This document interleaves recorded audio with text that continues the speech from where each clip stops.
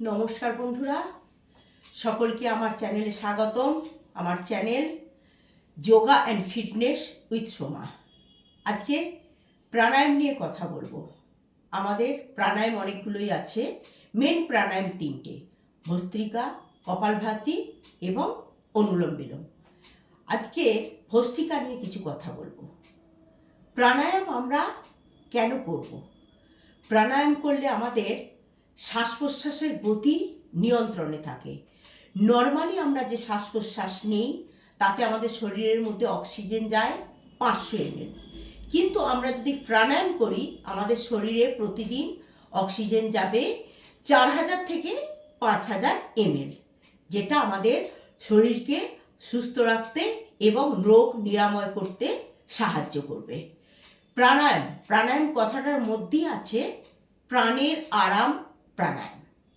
অতএব আমরা রিল্যাক্স মোডে ভস্ত্রিকা প্রাণায়াম 3টে গতিতে হয়: ধীর গতি, মধ্যম গতি এবং দ্রুত গতি। যারা প্রথম করব তারা আমরা ধীর গতিতেই করব।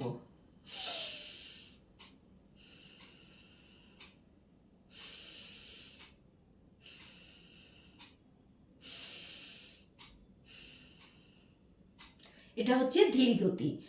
2 থেকে 2.5 সেকেন্ড ধরে নেব এবং 2 থেকে 2.5 সেকেন্ড ধরে ছাড়বো। আর একটু ফাস্ট যারা করবে 1.5 সেকেন্ড, 1 থেকে 1.5 সেকেন্ড।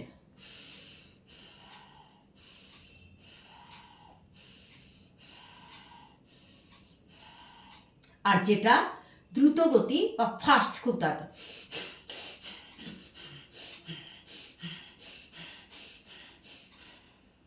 কিন্তু দ্রুত গতিটা সবার পক্ষে করা সম্ভব নয়। যারা সম্পূর্ণ শারীরিক দিক দিয়ে সুস্থ, যাদের প্রেশার সুগার কিছু নেই, তারা এটা করতে পারে। তবে মধ্যম গতি বা ধীর গতিতে করাটাই ভালো। প্রাণায়াম হচ্ছে আমাদের বাহ্যিক যোগ, কিন্তু প্রাণায়াম করলে আমরা বাহ্যিক যোগ এবং আভ্যন্তরীণ যোগের মধ্যে একটা সমন্বয় স্থাপন করা। ভস্ত্রিকা প্রাণায়াম আমরা করব কেন? এর উপকারিতা কি? অনেকে এটা বলবেন।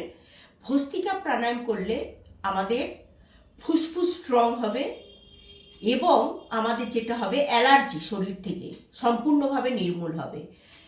স্কিন অ্যালার্জি, ডাস্ট অ্যালার্জি, হাঁচি, কাশি, সর্দি সবগুলো থেকে আমরা মুক্তি পাবো।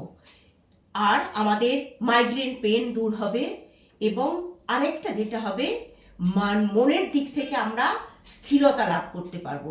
যাদের মন খুব অস্থির তাদের জন্য এটা করাটা খুব জরুরি। এটা মোটামুটি 3 থেকে 5 মিনিট এবং বেশি প্রবলেম থাকলে টাইমটা আরেকটু বেশি করব। চলুন আবার একবার করে দেখায়। আমি মধ্যম গতিতে করছি।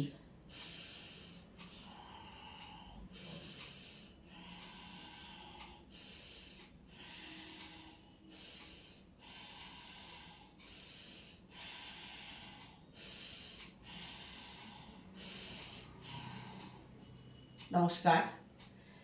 আমার ভিডিও ভালো লেগে থাকলে প্লিজ আমার চ্যানেলকে সাবস্ক্রাইব করে দেবেন।